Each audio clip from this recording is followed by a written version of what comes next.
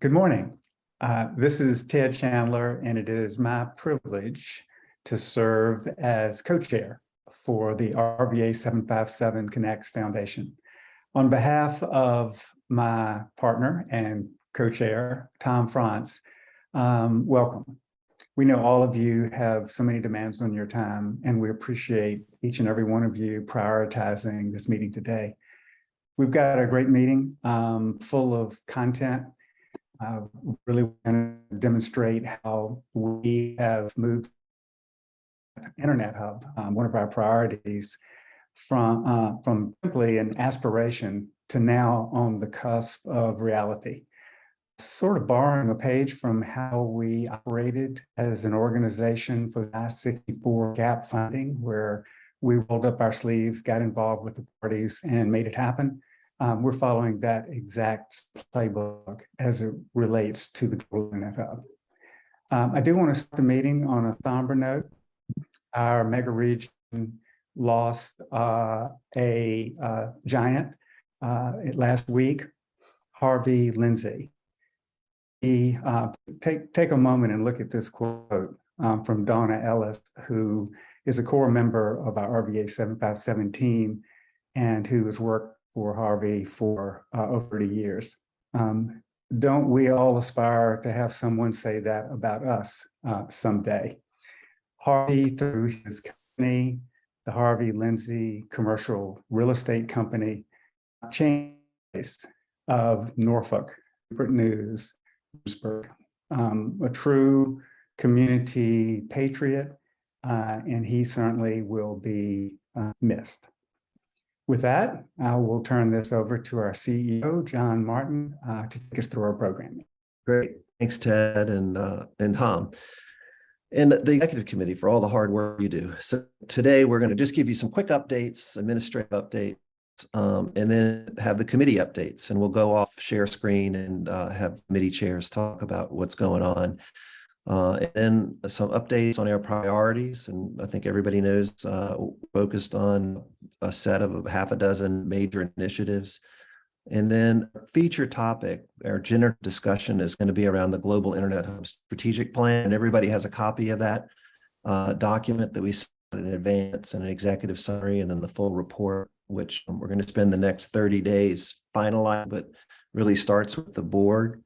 And then we're going to get an update from Doug Smith. Doug is going to join us a little bit later. He had a conflict at the start of the meeting, but he's going to update us on what's going on with the new airport and the Norfolk Airport, and some planning that they're doing together.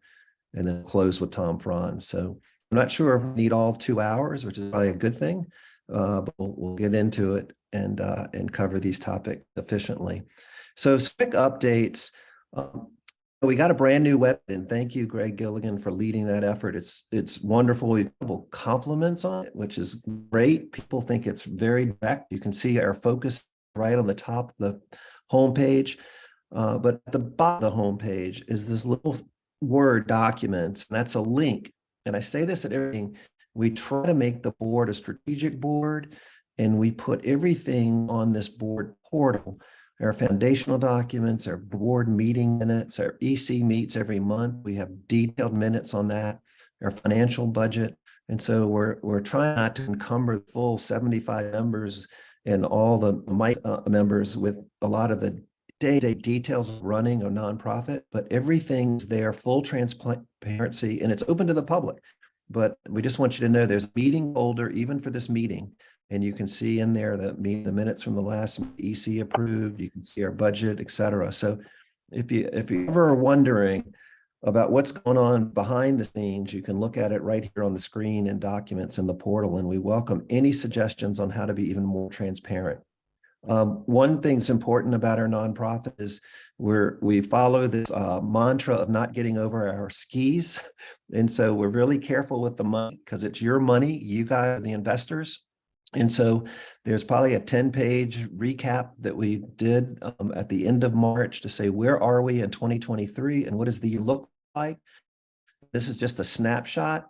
We carried forward money from 2022 into 162,000. Because of you, our investors, anticipated income is 560,000. We have an approved EC budget approval to operate this year at 515,000. And we monthly recap of that. And so you can see as of March, end of March, we're projected to have a surplus. Now, obviously, we can identify something in the middle of the year that say we should invest there. So our target, if you will, we'd like to do is end every year with at least 150,000. So we have that cushion. We never know if we hit a recession, and not every investor can hold in there. We just want to make sure that we're a sustainable organization. That's how we're running things. So please look at the budget in your free time. It's incredibly detailed, but we're really tracking the numbers here. And this is a big responsibility of not only the three people that are a part of the RVA757 Connect, some staff, but also the EC's been looking at this. So thank you again to the EC. We are working on this book of all the board and Megaregion Institutional Council members. So we're to those that haven't already provided narrative, and we're going to be writing it, but we just want to have a nice book so everybody knows involved in this, and we'll use that in many different ways. Things coming up, really make sure these are on your calendar. The December 28th meeting is the conscience, and it's just going to be in person. And for the first time, we're made a board meeting, meeting, as well as a meeting for that are following us and are in the work that we're doing as a mega region. It's going to be in Williamsburg. 2 chambers are the lead here, and we're going to start after both chambers are having intercity visits that are going to happen over the next couple of weeks. But after that, we're going to start planning in earnest how to orchestrate this full day. We really encourage everybody to be there. It's a wonderful meeting. It's a part of the innovation that's going on. People walk away from this in the past going, wow, I had no idea.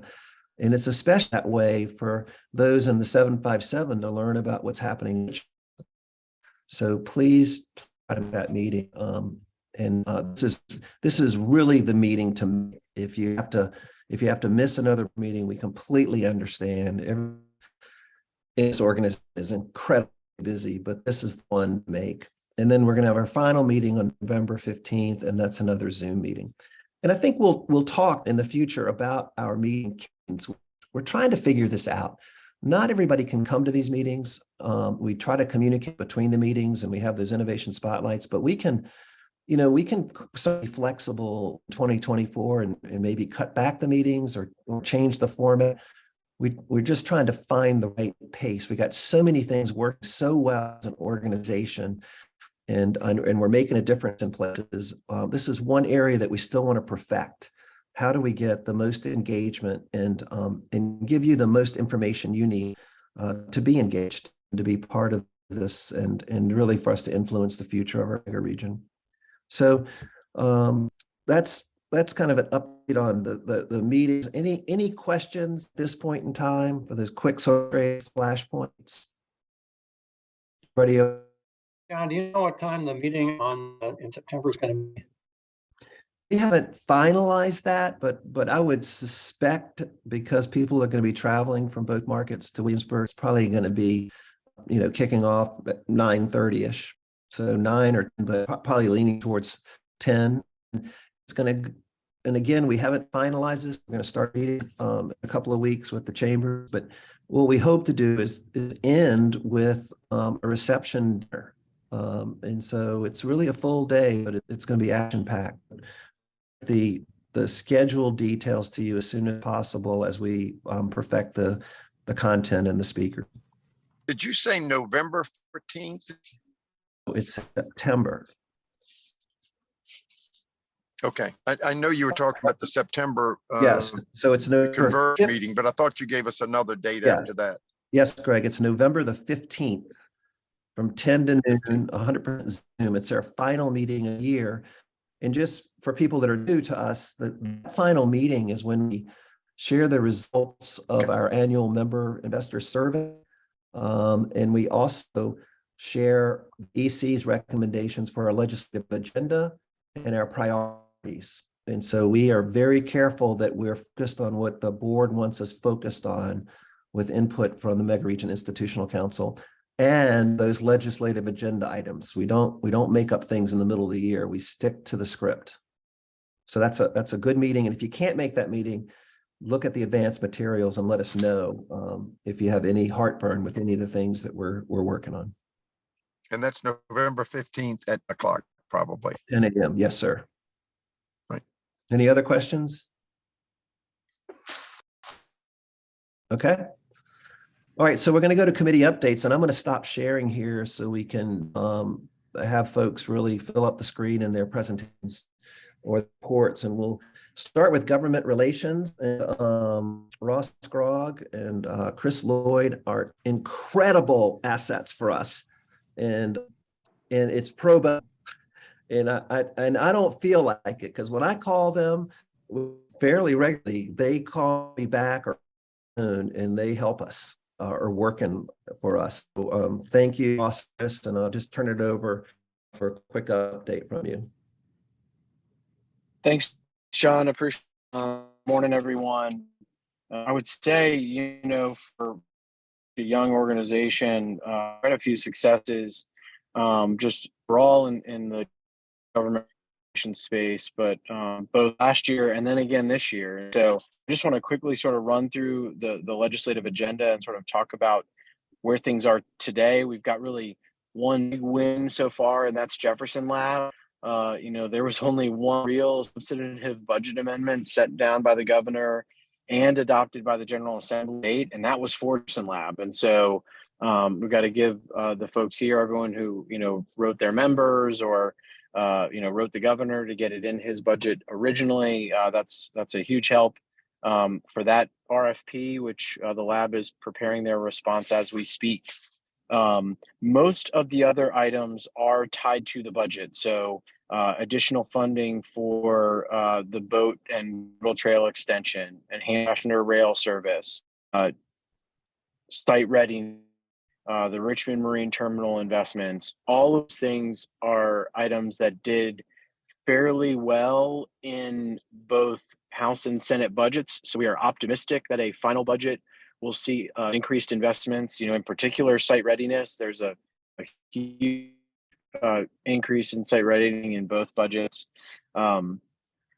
We just don't know when that will be. So I think, latest rumors are that they're waiting for the primary, which is June 20th. So we're hopeful that we'll see a budget and those increased investments after that agreement after the 20th.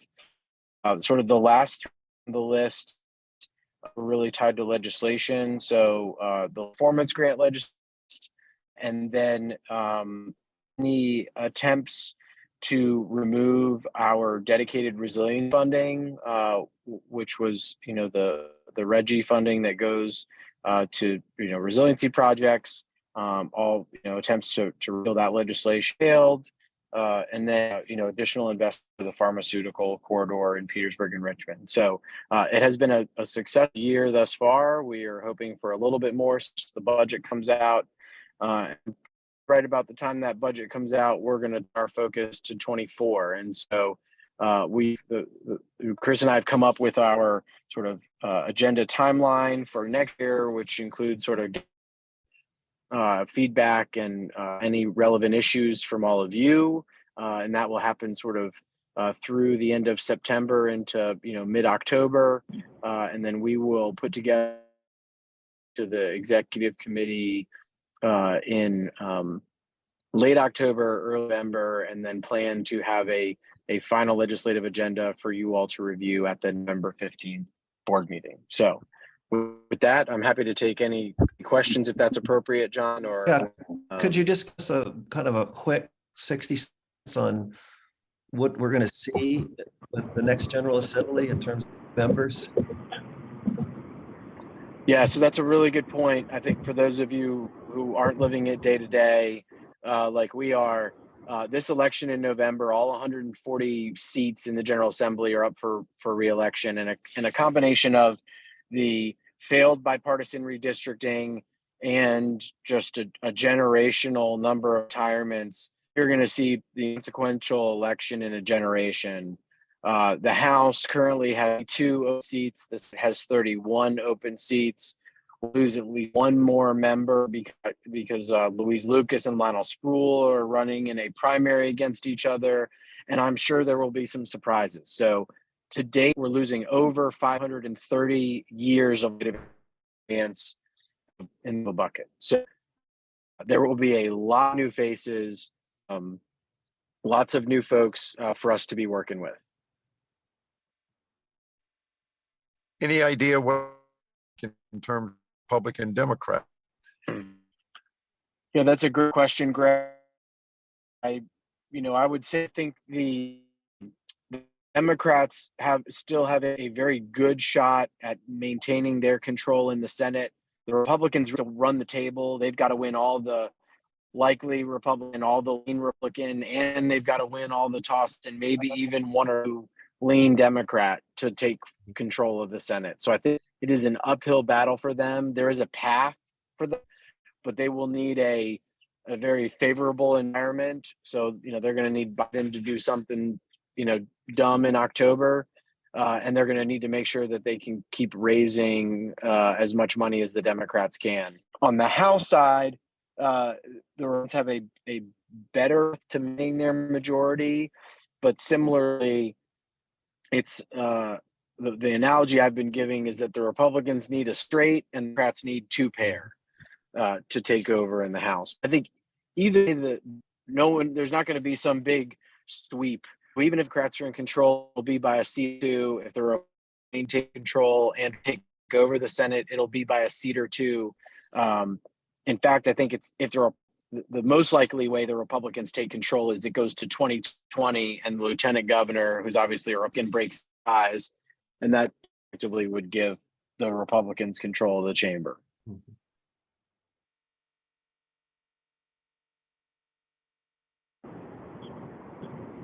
Ross, this is Chris. The only thing that I would add is no matter who's in control, the Republicans or Democrats, the Republicans that will be more conservative than they had in the past, and if the Democrats are going to control, they're going to be more progressive than those in the past. That's a great point, Chris. Great point.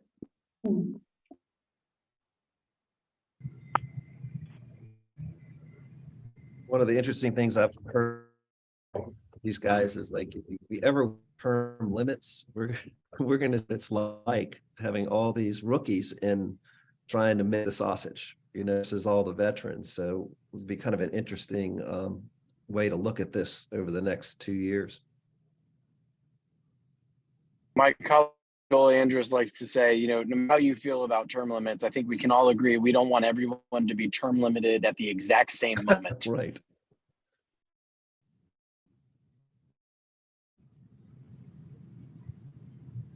Any other questions for Ross or Chris? Okay. All right. Well, thank you guys. Really appreciate your dedication to our effort. I'm going to Chad's report on the development committee. Mitch couldn't make it today, but he is very active, and his committee is really important. And I'm just going to give you kind of some quick headlines. One, he wanted me to thank everybody for their support, and secondly, his committee is going to start reaching out and thanking people from the committee to just exist without the investors making this happen. We have this year started to invoice everybody, or 90% of the contributors have received invoices and over half have paid. We're really trying to get it all done in the first 6. So we appreciate your attention to that. And then we're going to also work on pledge renewals. About half of our investors have reached that 3-year milestone, and we ask people to commit for 3 years so we can be sustainable. So we're going to be reaching out to those folks that are arriving at their 3-year anniversary to ask them for future commitments. And I'll tell you, the Community Foundation of Hampton Roads has already stepped up and said, we really want to figure out a way to stay engaged and support you beyond our 3-year commitment. So we're working with them on that, which is fantastic. But we'll be doing that rounds coming up. The development committee wants an overall brochure, so we're working on that. And then that director's book is part of that. Everybody needs to see who's really engaged in this. And then also locating other sources of funds. The Global Internet Hub strategic plan gives us a whole way to think about additional support, not only in members, but investors. So Mitch is all over that, and we'll be working on that. And then also scheduling a meeting with the higher education leaders to really, on a number of fronts, but in particular, their foundations and support on some of the initiatives that we're doing. So Mitch is very active. We really appreciate his leader.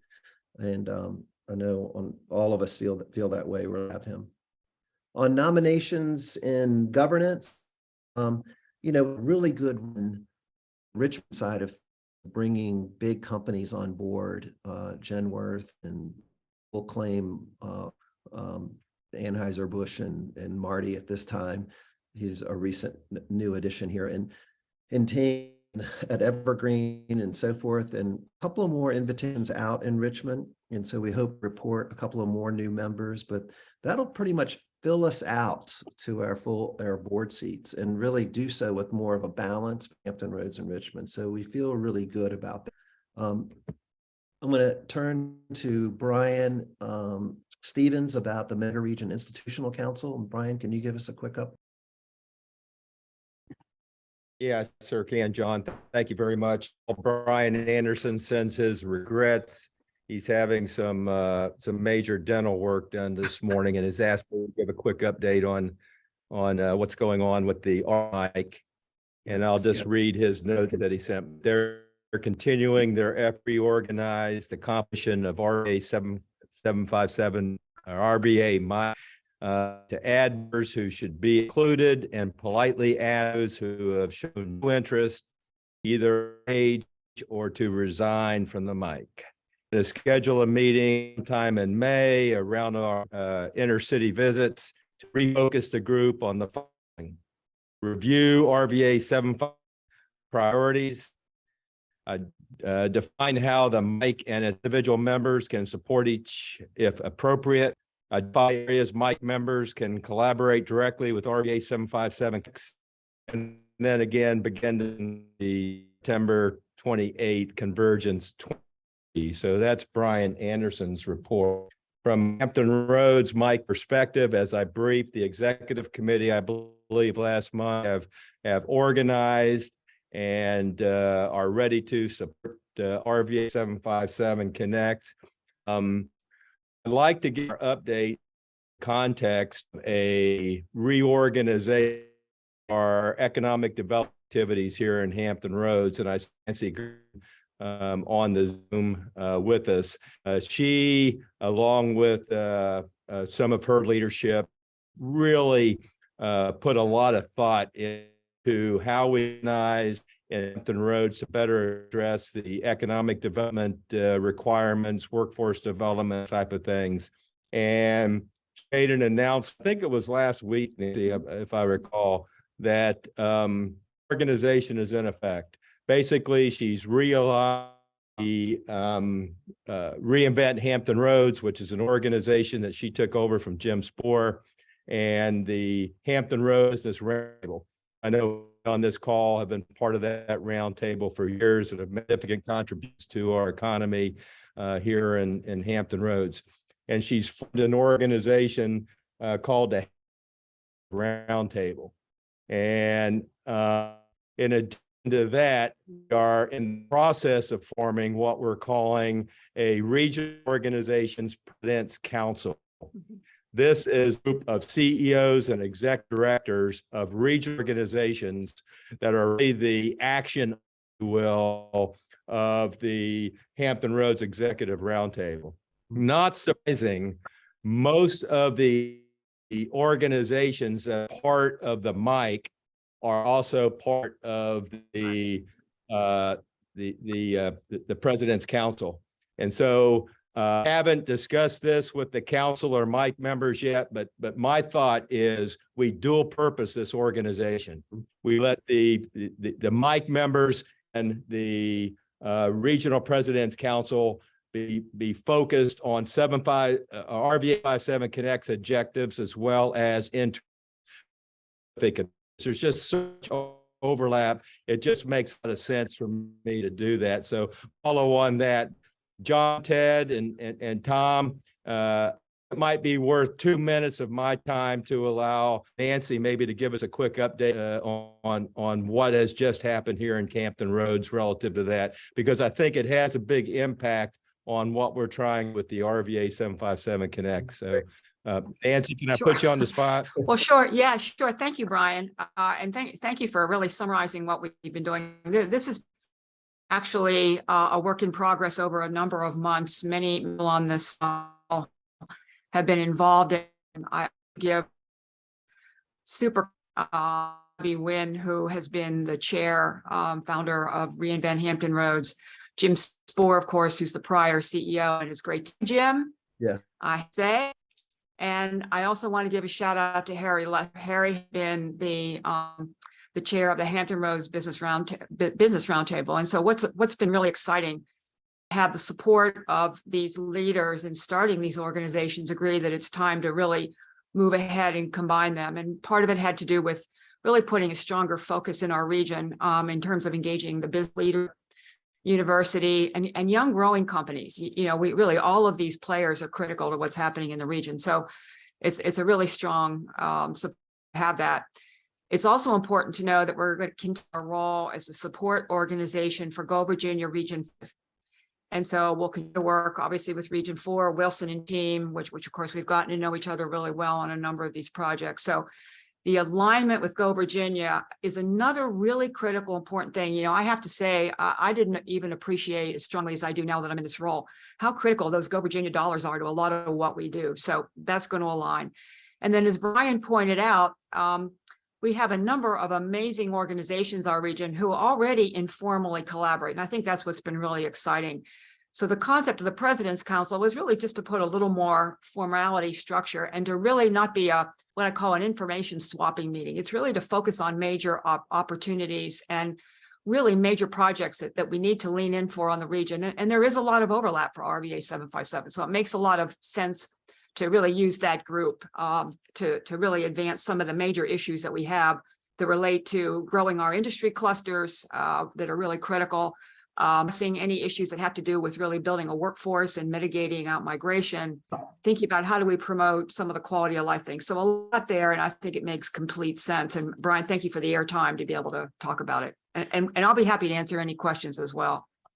Yeah, thank you, Nancy, and thanks for your leadership in this. I think it's phenomenal. It's something that we've needed in the region for a long time, and it just dovetails so nicely with the RVA 757 Connects mission. And just for everybody, the membership we have right now in both the MIC and the President's Council are the Commerce in the region, the Hampton Roads Alliance, Doug Smith, the Workforce Council. I see Sean Avery on this car. We've added the Hampton Roads Military and Federal Facilities Alliance. Rick Dwyer, I think Terry's got a big play in this. Civic Institute of Leadership. They've got a new CEO, I think effective next week. I don't think she's taken over yet, but effective next week, we'll bring her on. Gail Band and the Urban. We've got a new 757 collab executive director, which I think we brought down from Richmond. Well, more good stuff. More sharing of talent. Good. John, if I may, I think this is so exciting. Collaboration is contagious, and the way y'all are organizing yourselves now and thinking, where all the different institutions are setting aside their own turfs and coming together. We have a semblance of that. We're behind that, behind y'all, but in RVA, our management roundtable is going through that same kind of strategic review of what we need to do to be better or organized. Nice. So I do think that when you start with this framework of, together we're better, and you start to expand your thought about community by geography, but also by function, you start getting this excitement and these changes. So congratulations. It's not easy. So congratulations, Brian and Nancy, for what you're doing. But I just feel like this whole concept of working closer together in our old neighborhoods, but also in this new expanded neighborhood that we call the mega region. Ted, if I could say one other thing, I also want to give a shout out to the Hampton Roads Community Foundation. They have really been an instrumental partner on economic development for many years. We're instrumental in starting reInvent. They're a current partner in this organization. And obviously, they're continuing to RVA757. So I think it's really critical to really comment on their major role, not just in terms of the money, but the leadership. So to make that point. That's great. John, Well, that's all I have, unless there's questions. Well, Brian, thank you, and your counterpart, Brian Anderson. This is, we're like working on a new model here. There's no playbook that we're looking at across the country, and so some of this stuff is messy. And the idea of having a board, but then having a parallel input group that meets just with us every time and provides an on the ground perspective is amazing, and the commitment of time. So. Really, thank you for your leadership and Brian Anderson's leadership in this. Hey, John, it's John Reinhardt. Yes. Brian, could you speak about how the regional cities have all come together? You do the State of the Cities series, and you're getting really good cross participation. Another example of how the regionalization is coming forward. Yeah, this has been a work in progress for a long time, as you well know, John. But I'm really happy with the progress. We have what we call states of the city in Hampton Roads, where every city mayor briefs sometimes up to 1,400 people on what's going on in their city, usually from an economic development perspective. And we have major participation in every one of these states of the city from leadership from the cities. I'll give you an example. I think it was in Norfolk. Not only did we have the Norfolk mayor that was the keynote speaker, but we had 6 other mayors in the room to hear what Mayor Kenny Alexander had to say. We had the entire city council of Norfolk in the room, but we had 14 other city council members from 6 other cities in the room as well. And so, and they all are talking about, we want to support our sister cities. And so I think we're getting there, John. We're not quite where we really need to be, but I don't think there's any doubt that our city leadership understands the power of collaboration, and it's beginning to work here in Hampton Roads, and I'm really excited about that aspect of it. That's great. Any other questions for Brian? All right. I'd just like to point out, John, I'd like to point out that while we are doing fantastic and continue it's almost like every quarter, certainly every year, we're coming together and doing more. There's still little stings that happen. And I hate to bring up a negative, but to the degree that we can encourage this not to happen, it would be nice. And there's a recent mild controversy that's happened with the city of Norfolk hiring the police chief of the city of Hampton. And while certainly people are free to hire whoever they want, and people are free to go to work wherever and advance in their opportunities and leadership roles, I don't know if there's any way we could inspire our city leaders, city managers, and others to try to bring talent in from the outside instead of cannibalizing the talent, and maybe that's the wrong word, but cannibalizing the talent that we have internally inside of the region. And I would love to see that happen, if it's possible, one day, not only in the Hampton Roads region, but inside of the mega region. If we could somehow encourage that we want to go outside of the mega region, even when we're looking for talent. Yeah. So just a thought, and I don't know that we can do anything about it. Yep. Okay. Well said. All right. So let's move on to our last report from our sort of committee perspective. Greg Gilligan, you want to give us a quick snapshot on what's going on with communications? Yeah, great. Thanks, John. I appreciate it. Yes. So one day last month, we had an exciting day when we finally flipped the switch on our new website. And that was tremendous because Laura and I and John and our web designer have been working on this for months. And so we finally flipped the switch and people started looking at it. We've gotten a lot of accolades from various people, both among the board members and other members, as well as people outside of the organization. They like it because it's clean, it's easy to navigate, all the information is there. Our page views are up on those as well, and they tend to go up when we send out the Innovation Spotlight emails, because in there, we mentioned the new website there and stuff. So, and also it's very easy to update, so we can update information almost in real time, which is tremendous for an organization. The other thing I want to mention is the Innovation Spotlight. So when we met back in February, we were getting ready to have our March Innovation Spotlight, which was on boosting computer science education in grades K through 12. And then in April, a couple weeks ago, we did one similarly relating to the college, universities and community colleges and teaching for a digital economy. Both those were well attended. And then in a week from today, on Wednesday, May the 3rd, we will hear from Ronnie Thomas, who is the president and CEO of LifeNet Health down there in Virginia Beach. And he's going to share what we think is one of the I-64 Innovation Corridor's remarkable innovation stories about LifeNet Health. It's a worldwide leader in regenerative medicine and life sciences.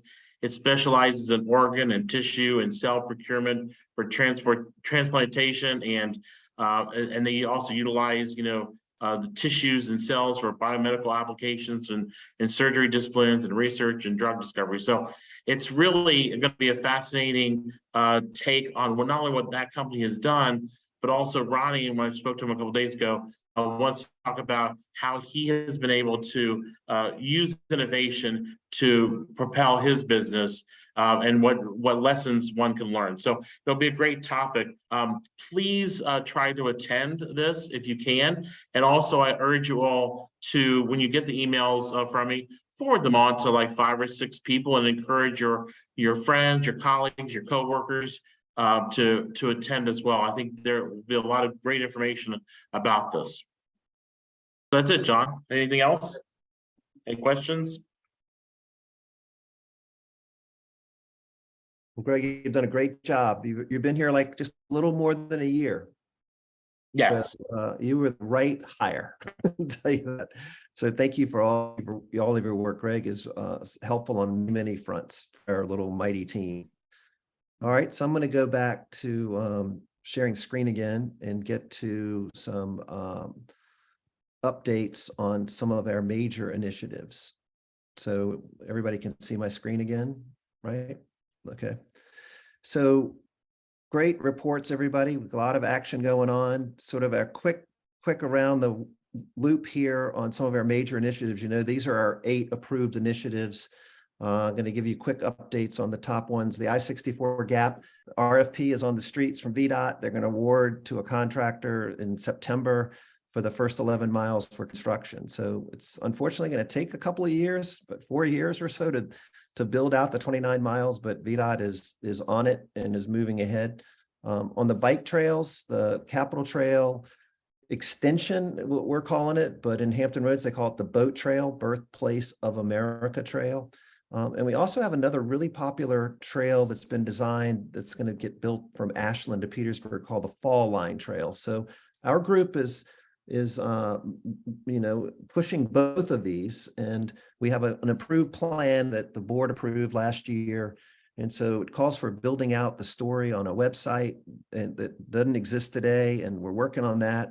And then we've been working closely with the Hampton Roads Planning District and the Tidewater Trails Alliance to make a case for funding a full-time person that can go and really think about this every day and advance all the different segments that make up this extension. This is what was the effective strategy for the Virginia Capitol Trail when they got a full-time difference. So we want to put together a case and then go and try to raise a little money for this full-time position, and not sure where placed, perhaps at the Tidewater Trail Alliance or the Community Foundation or wherever, but that's what we're working on. And then VDOT has $90 million in a drawer that they're going to spend on trails in Virginia. It's already been approved and allocated, and we have been really pounding VDOT to say, we need a meeting with you guys. And they wanted to wait until they've hired a director for the Office of Trails, and we now have a meeting. And so that's going to happen in a week, and we're going to be able to report back to you. But we're really making the case that you can't spend all this money on the Eastern Shore Trail or the Shenandoah Trail. You got to think about where there's population.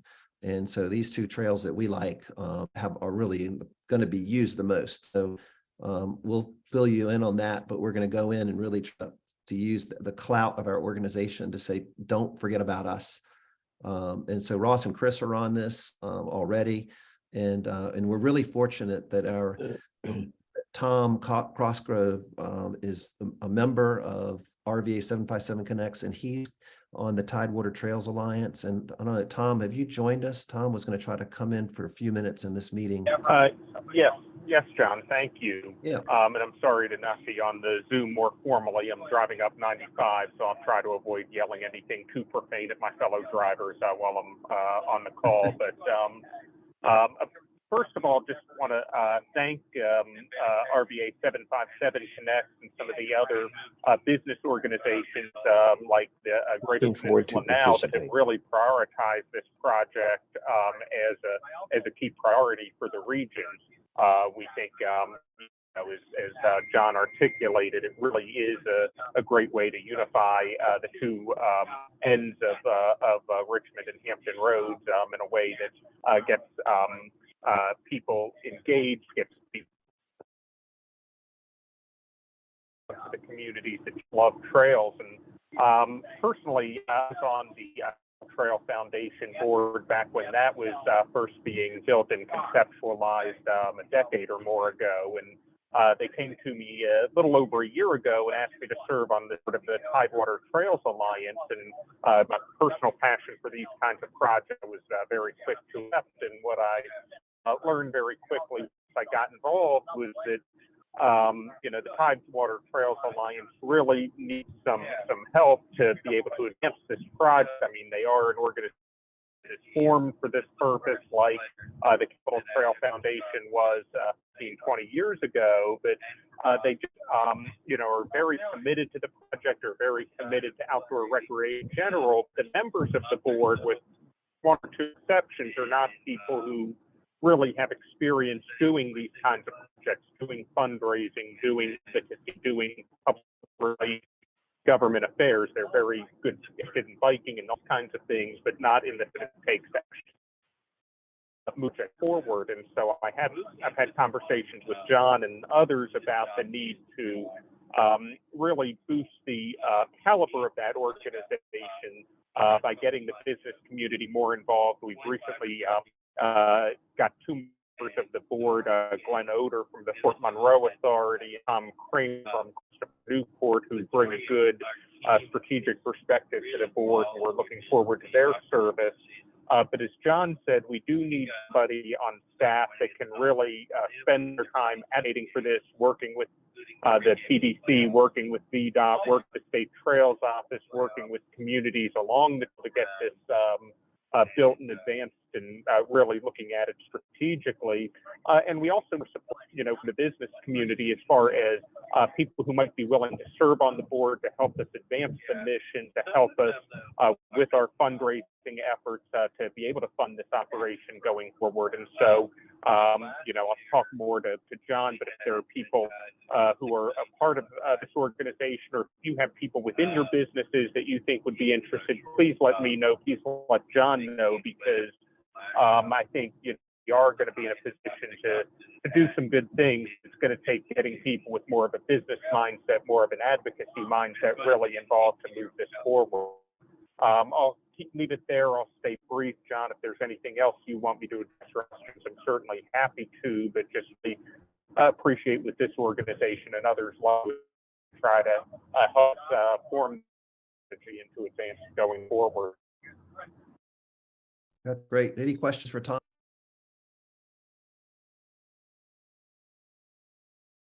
Well, for your leadership in this and other initiatives, we're delighted that you're there. One of the things we learned in our due diligence in putting the plan together is that there's always an inspiring leader pushing something, the successful trails across the country. And so we're delighted that you've stepped into that role, and we'll continue to support you. This is, one of our priorities. So we're going to be behind the scenes, giving you some air cover we can.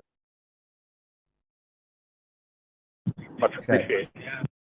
All right, so moving on to passenger rail. Remember the strategic plan, and we had DJ from the Virginia Rail Authority, the executive director, come to one of our past board meetings and really laid out the plan for Virginia long-term, and it all focused on getting this long bridge built in North Virginia. And so we've written a letter of support there, and for their different elements of that project. One of the things he always says is like, if you don't act and build it, you can, it only gets more expensive, with these big infrastructure projects. And that's what's happening to them. Costs are going up and up because this is a big expense to build this bridge, to really have greater capacity to go across the Potomac and not have to always share every track decision with CSX. So it still has to get built, but it's getting more expensive. So we got to make sure we keep the Virginia Assembly focused on this, that this is got to get done, because it'll just free up the rest of the state. We'll have the ability to have more service across the state in between Richmond and Hampton roads and to and from Richmond Hampton roads once Long Bridge gets built. But there's also another component that we're watching. The state just turned in its 5-year plan. It just got approved by the Federal Railroad Administration. And so that was a big hurdle. And that plan has a lot of the little micro improvements that happen. And so as we get closer to Long Bridge, and the next 5-year plan starts planning now. And so we've talked with Jennifer DeBrule at DRPT. She is very willing to sit down with the PDCs. Martha's excited about it from Plan RVA, and then Bob Crum from Hampton Roads Planning District Commission. And then we're going to bring in the Petersburg District as well, since we put our arms around Petersburg to say they're part of their mega region with the work of flow. And so we're going to have a big meeting coming up and really talk, celebrate that they actually got the 5-year plan done and approved by the FRA. But we really are going to work with them to identify, what do we want? What can we get done as far as, I'll call them micro improvements on the next 5-year plan? What is the perspective that they have, and what are we thinking about? So we then can really monitor the plan as it comes together, and not do it in the 5th year, but do it in the 1st year. And so that's our strategy here. And DRPT's all in favor of meeting. And so we'll have this meeting, and I'll report back to you guys probably at Convergence on the outcome of that. And at Convergence, by the way, we are going to have the Virginia Rail Authority and DRPT as prominent speakers. So we'll hear from them as well. And thanks to Jim Spoor for all the work. Jim serves on the board of the Virginia Rail Authority. And so we kind of have an inside track there with his leadership. So any questions about that and where this stands? Hey, John, this is Jim. I could just add one piece of information. On Monday, we approved the opening of a Northern Virginia office to kind of manage the Long Bridge project. And that is awesome. Those of you that are on this call, that's a 10-year effort to get that project completed. Yep. That is great. And Jim, it's so good to have you on the call. All right. So Jeff Lab, you heard Ross mention this. This has been Nancy and Jeff and Jim and a bunch of people in the 757 have been meeting just about every Friday for months to try to get organized. The RFP has come out from the Department of Energy for the placement of a supercomputer at one site in America. And so we imagine multiple labs within the Department of Energy are going to go for this, and with Ross's leadership and others, and in calling and sending letters. The General Assembly has allocated money so we could put into our response that we have a facility that the computer can go in, paid for by Virginia.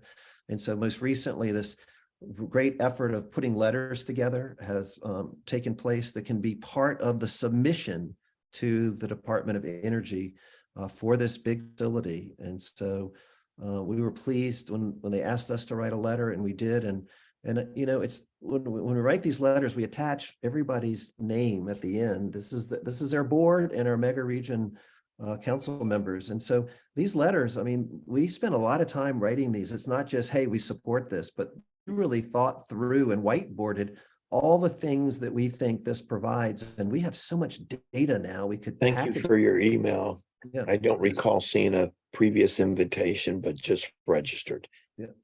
So Very this best letter- regards, Michelle. Yep.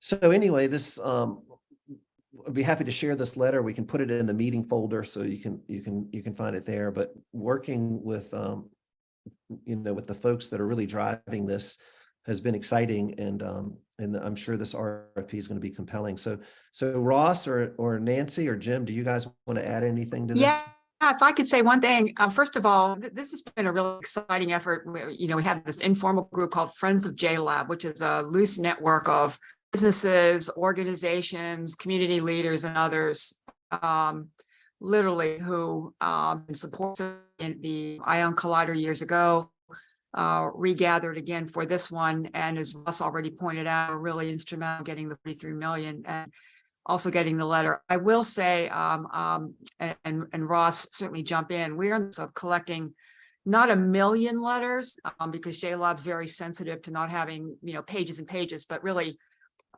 great letters signed by many people. And I really do want to call out the RVA757. It's a really great letter.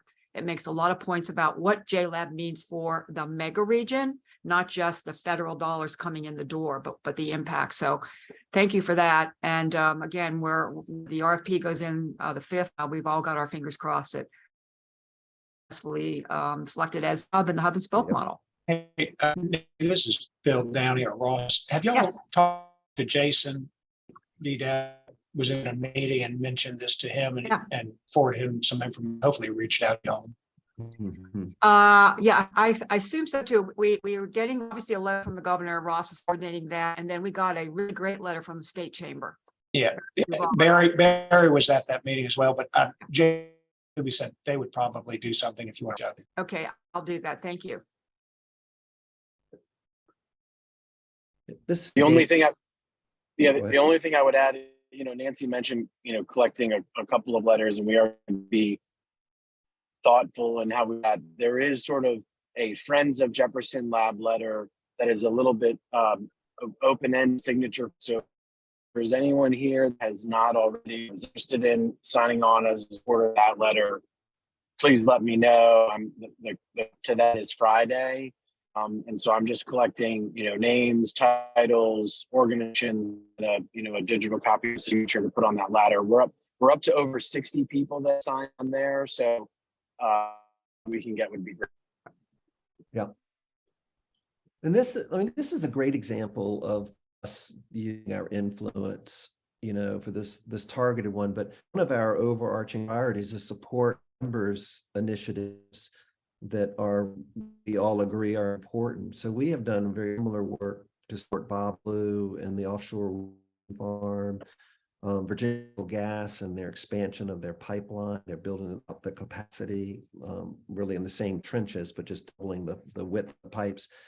And so this is us in action in these letters. And I think an important component of it, we don't talk about this as much as we do about like I-64 Global Internet Hub, but this is sort of the core work that's going on in packaging the influence of this group. So thank you guys for being there, sort of. Is there a link that we should go to the letter or the way we've done this in the past, that would be a great thing to do, but we just put a big chart in there with everybody's name, title. Why don't we just send this letter out to everybody so you see this example? But that's what we do.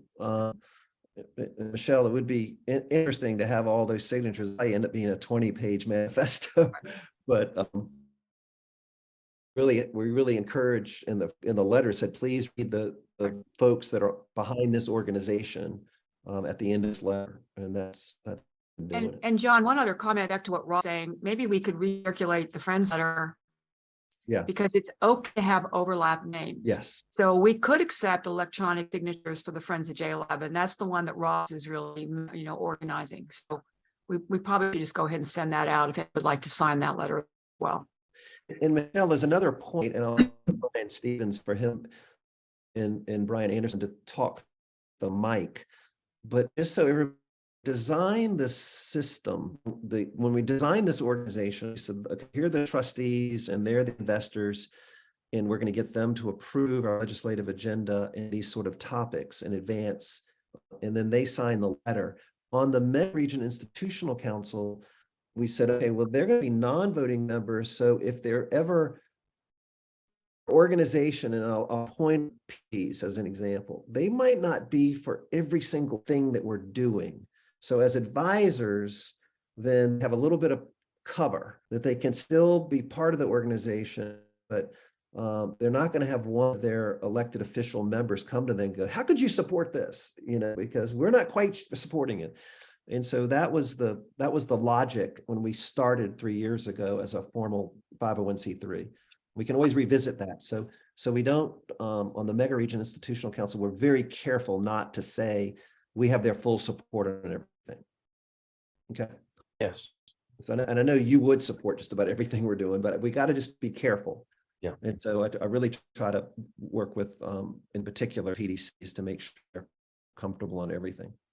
Okay. Thanks. All right. So any more questions or just on the things we're doing? I left out Global Internet Hub because that's where we're headed next. But we got a lot of action going on, and we're working the script. So that meeting in November is important for staff. So we just make sure we're staying in the guardrails. All right, the Global Internet Hub strategic plan. Everybody got a copy of this. We did a 2-page executive summary, and then you got the full Monty, the 26th report. This is a draft report. We are ahead of schedule, but we want to get everybody's input, and not only the board and the mic, but also beyond that, back to the steering committee and others. And so the next 30 days, we want to finish this by the end of May, June 1st. So we'll turn it in a monthly to Virginia for the grant that funded this. And so also the administration, you may recall that one cabinet members on the steering committee, Steve Cummings, Secretary of Finance, but also McDermott, who's responsible for IT for the Commonwealth, really wants to sit down with us and hear what we have to say and what is in our plan. And then the Secretary of Commerce's office, I did brief Jason Alkubi. He's very pleased. He was really quite impressed. We've really supported the recommendations. And then want to stand up the Global Internet Hub Council, and we want to start implementing the plan. And so this is where we're headed. And I'd like to open it up for discussion about what you like about the plan, what you don't like, what's missing, how we can improve the plan. We're going to include your comments and then input from others, and then finalize the plan. I want to say at this point, you see this full document, and I just want to point out and really thank Dr. Robert Holsworth. He's on the call. Bob is one of the smartest guys that I have the privilege of working with on so many efforts and projects over the years. And he's a credible source to, in particular, the Richmond community, but a really thoughtful person, strategic advisor to so many people, and great writer. And so he's been helping us pull this plan together, and in his own separate Holsworthian due diligence of looking at all of the landscape and going deep on it, and coming back and saying, gosh, this really is an opportunity, was really great affirmation for us. So Bob, on behalf of all of us, thank you for everything you do in general, and in particular for helping us with this plan and putting these early drafts together. Thank you. Thanks, John. That was just a lot of fun to do. And I think we have a real opportunity here. Okay, so I am cognizant of everybody's time here. So I've got a 10-minute overview of this plan, and I can take us through it and run through it warp speed. But I also can just go to open discussion. Everybody can say, John, we read it and we don't want to hear from you anymore. So, just give me a sense of what you think. Would everybody benefit from a quick 10-minute review or not?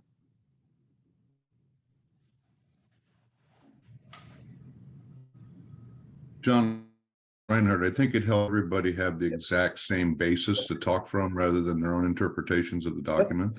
All right. I think that'd be helpful. Great. Okay, all right, so let's go. And I want to get into the what and the sort of the why and the how. And I want to start though, before I get into the details of this, I'm going to call out in particular one person, Scott Brown, in all of this, and I'm going to get to that in a minute. But Scott is the CEO and owner of Pixel, and has just been an instrumental member of this committee. So I'm going to call on Scott in just a minute. The best way to understand this is to understand the component parts of a infrastructure hub. And once you got those down, then you can see where are we missing some of the key parts and what do we have to do. And once we have the critical infrastructure in place, it's going to attract companies and the high-tech IT kind of workers that we desperately need to really be competitive in the 21st century economy. So it all starts by looking at what I'm calling this hypothetical region or city in terms of its infrastructure. And so think about the terrestrial network as all the individual networks that have been built that are running around, that are supporting the internet, and they overlap like spider webs. And so they are every market has one, and they're big pipes that run between cities that are really important to hyper connecting the whole country and the whole world. So you got to have a robust local network. And then sometimes it's really helpful to connect those networks with a major hose that kind of goes around the city, connecting big users like municipalities, the municipal governments, or the universities. And they're called fiber network rings. And the power of that, if you put one in place, then some of the smaller internet service providers can come in and they can serve sort of the last mile, areas that don't have robust terrestrial networks. And so that's exactly kind of the strategy that's being implemented in Hampton Roads. They're putting in a fiber network ring that are connecting the South Side cities and then ultimately the peninsula and then the surrounding counties. And that investment has been made by the cities, and much like other cities have done, and it's now under construction with a major contract. So a fiber network ring is a bonus when you don't have a robust terrestrial network. It really helps out. And then data centers are a critical part of the story. It's where data is stored. So everybody now is a heavy user of data, and particularly companies are and organizations. So having a number of data centers is critically important. And we're lucky to have Scott here. He has one of the best data centers in Richmond that supports a lot of people. But you got to have a robust data center presence. And Richmond certainly does, but Hampton Roads is coming on with some data centers, but nothing like Northern Virginia and Data Center Alley. And then you got to have reliable power. It's just no question, this data centers are really heavy users. For every one input of data, 5 other inputs are produced. So you got to not only have power, but it's got to be reliable. And now more and more people, the big investors, are looking for sort of carbon-free energy, or certainly, trying to make sure that they're not going to end up getting criticized. Virginia Power, dating myself, Dominion Energy, 21% of its total production of energy goes to data centers in Virginia, 21%. And that's in part because of the huge number of data centers in Northern Virginia, but it's a big customer as a group, data centers. And then there's a technical aspect of all this, but it's the internet exchange points. And you want to have an IXP in your market, and you want to have if you can, a number of points that IXP serves. So they're called internet exchange points. So Richmond has 3, and Richmond has this thing called the DKIX exchange, which really, the way I understand it is, if you think about all these overlapping spider webs, this IXP connects them.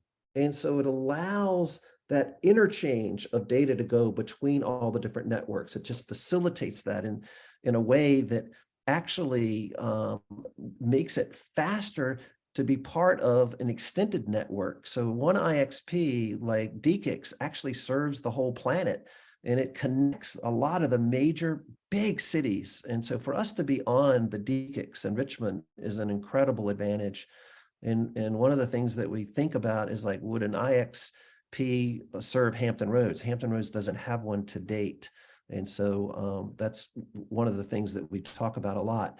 And then if you just happen to be near the coast and you have a subsea cable or more than one, then that's another part of being an internet hub. And that takes you to the special classification of being a global internet hub. So it's a simplification, probably coming from a layperson, but the way that it finally clicked for me is to see it's an entire ecosystem. And if you have, Richmond doesn't have a network ring, but it has a robust terrestrial network that almost by default can work and does work. And we both have Dominion serving us. And, this is just the kind of the full picture of looking at it. And how do we make this happen faster? Because there's no one in this space, this industry, that is the coordinator and facilitator. It's all sort of bifurcated or vertical or in these horizontals. You have a data center association, and very few people are in the IXP business. And the whole idea of rings is kind of a new idea. So what we see as our role here is, how can we bring everybody together? How can we convene and connect people and make some magic happen, make this happen faster? If we can build out this sort of system, then it's going to mean that we're on the worldwide map and that more investors are coming here. And then in particular, the content providers are going to store their content here. So we're not going to have to go to our Facebook page and know that we're going to Loudoun or going to Atlanta, that we're going to a data center right down the street. Same with their Netflix movies and so forth. So there are tons of advantages for residents, and there are tons of advantages for businesses. But the most important thing is being a robust network center, interconnection point, puts us on the map to where companies want to be here, and then IT and tech workers want to be here. And so because we have subsea cables, and it's a fairly new thing, it puts us on a global map. And so how can we really rise to become one of those global internet hubs that investors are flocking to?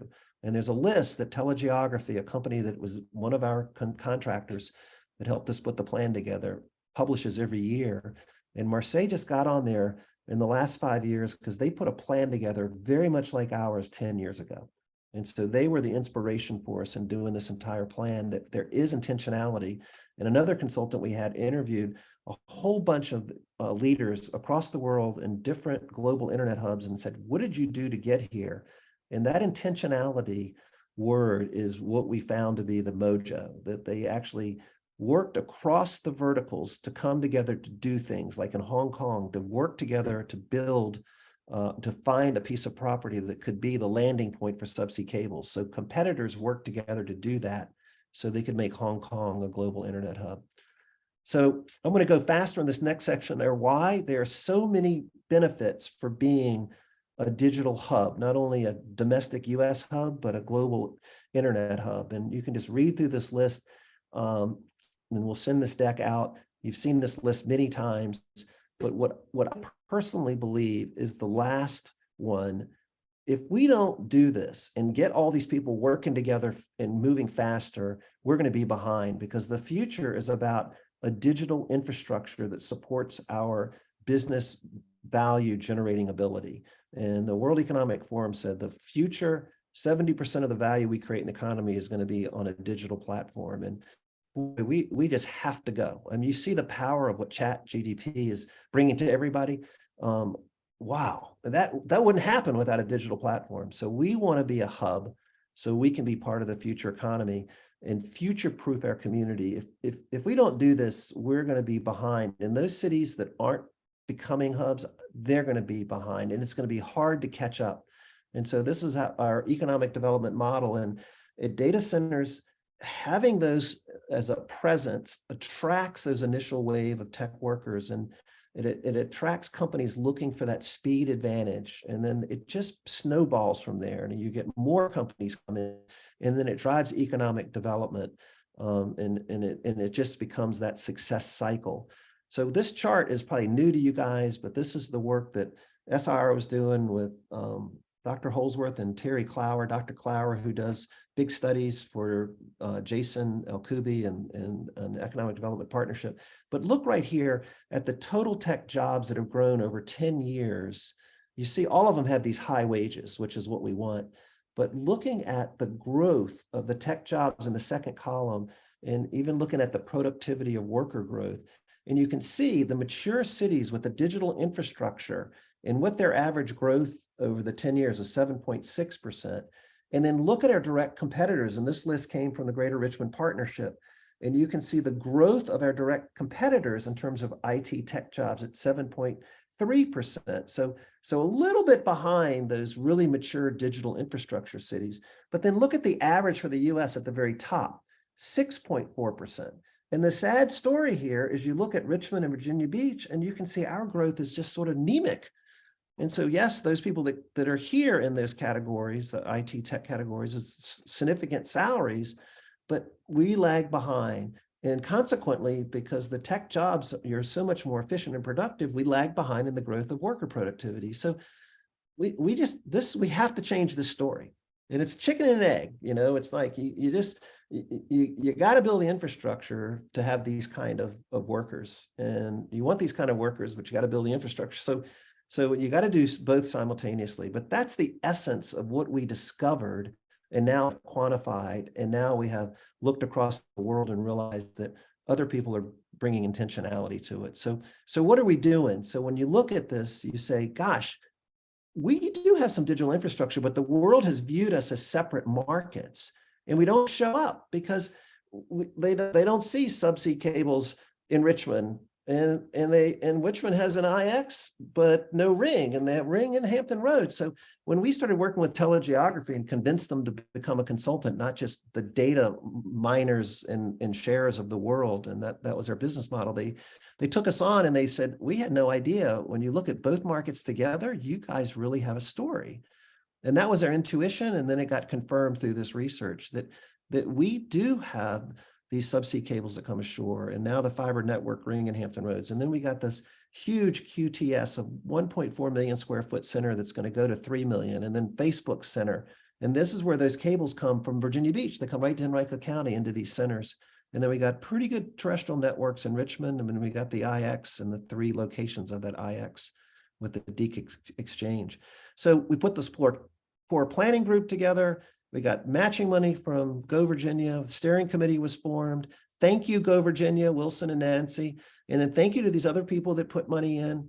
And then we created the steering committee. And the steering committee is 62 people, unbelievable representation from economic development to the military, to the chambers, to digital network owners, terrestrial owners, subsea cable owners. It was really an incredible committee, and met 8 different times. Here were the consultants that we hired. We really shared their reports, and they were sort of the stars of this. But there was another star of this, and Scott, wave your hand. This Scott Brown gets the VIP award. He owns Pixel, a data center in Ashland that Scott is and was at every meeting and helped us and met with us many times on the side, and just was, with no skin in the game, but really understanding a rising tide. We just want to just thank him so much. Scott, thank you for everything you did for us. Greatly appreciate it. I'm glad you took my nerdiness and put it into words that make sense to everybody else. I greatly appreciate it. Thank you. You bet. And please join in our discussion in a minute. And so in the plan development, every meeting was sort of listening to the input from one of these different aspects, and it got us to this final plan, or this draft plan. And here are the 7 big insights: that the volume of data is exploding, that we're far behind in the growth of our IT workforce and workforce productivity and even GDP. When you look at us together, though, we do have a story to tell, and that's what our consultants, international consultants, said. There have been big benefits to coming a global internet hub. Intentionality is the key. That's what case studies around the world showed us and gave us insights on. And then building in neutrality, where a data center and a terrestrial network can be as neutral as possible, is so key to what we're seeing around the world. And then having a game plan. And so that's what our plan is, and that we got to act. Since we started our plan, Myrtle Beach is now announced, and it's going to have a subsea cable. And it was rumored that North Carolina is going to have an announcement soon, a subsea cable. There are going to be 10 to 12 subsea cables built in the next 10 years. We could go to those hyperscalers that own these subsea cables and say, this is our plan. This is what we want to do here in Virginia. And so we put together these 10 core strategies. I'm going to give you 30 seconds on each one, then we'll open it up for discussion. But the first thing, and I think a validator for all of our work, is establish a global internet hub industry council. This is taking our steering committee and then turning it into an industry association. And I was hesitant when I raised this in the last meeting. Hey, do you guys want to stay together? And it was unanimous. Yes.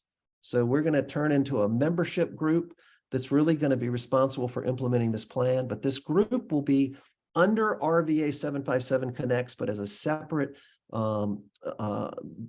division of RVA757 Connects. And maybe one day, long term, we spin it out. But for now, we want to just drive this and make this happen and keep everybody together.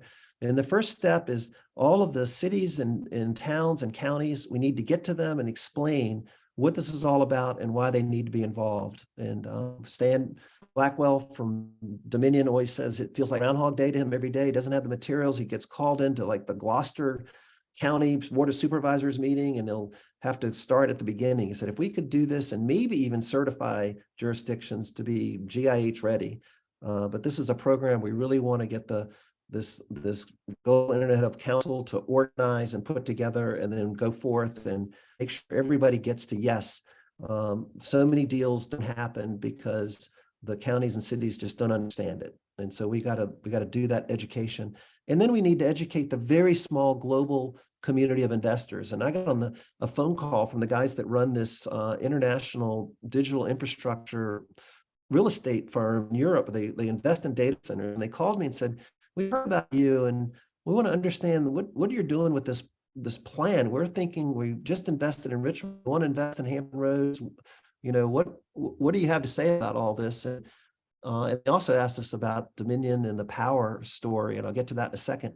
But it was fascinating on this call when I explained the Global Internet Hub strategic planning process. They said, we want to be part of this. Can we be part of your committee that becomes the council? And we would help invest in that council.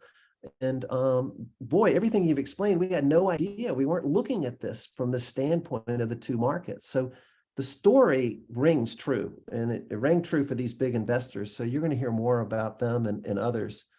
And then we got to support the growth of the local internet networks. And, you know, Richmond needs to examine whether it needs a ring. And so the city of Richmond wants to get going on that and get the jurisdictions together. And I'm sure the PDC would just explore it. Or could we link together existing networks that are dark fiber that aren't lit and create a ring? And then how do we support the Hampton Roads ring to get that going faster? And maybe that's talking to the administration about funding as well. And then subsea cables, we got to get more of these. And there are 10 to 12 that are going to happen. So we want to put a plan together, package what you're hearing now. There's a map that's getting created to where we want ships not to anchor because that's a liability. But we also look at what's happening with Greg Twitt and the global links that Greg has followed an investment policy of putting a conduit out into the ocean and getting all the local permits. So then subsea cable investors can come in and know with certainty that they can put their cables in. When we already have Camp Pendleton with cables going out to 3 locations internationally with room for a 4th one. And so maybe there's another cable landing on the Eastern Shore and come across the conduits on the bridge. And so what we've heard from telegeography is they said there are about 35 people in the world that make these decisions. Get your story together and we'll introduce you. So, oh my gosh, that's like low budget. Like, let's get our point together and go see these people and share this entire plan and maybe even explore a little bit more on the Eastern Shore opportunity. But let's not sit back and wait for their decisions. Let's make sure we're on the list and don't let Turtle Beach get ahead of us. And then prepare data center sites. And this is something that I talked to Go Virginia about already, and Jason Alkubi and Stan Blackwell. And, you know, when these guys like Krista and the investors say, we want to look at some data center sites, we don't have an inventory of data center sites, and we don't have any of them certified and sort of ready to go. And so with Virginia moving into the certified site business, we want to make sure there's room for the data center possibilities. And so this is a whole area that we think we could try to get 10 sites certified in each one of our regions. And if it's not a data center, it turns into a high-tech opportunity. It's going to need the same sort of permits and energy. So this is something working with Dominion and Jason Alkubi and the 2 regional economic development agencies. How do we how do we put together a plan that really does this for our future? And then think about an IXP. How do we extend it into Hampton Roads? Another kind of final touch for that market. And again, Richmond is blessed. We got one IXP, but we have 3 locations. And so we got to just think about what does that mean for us in Hampton Roads? And then the fiber network ring concept. There's a possibility that we could loop together with the dark fiber that connects Richmond and Hampton Roads and create a ring that runs between both of us. And that's something we want to explore. What's going on with Hampton Roads and their network ring is phenomenal.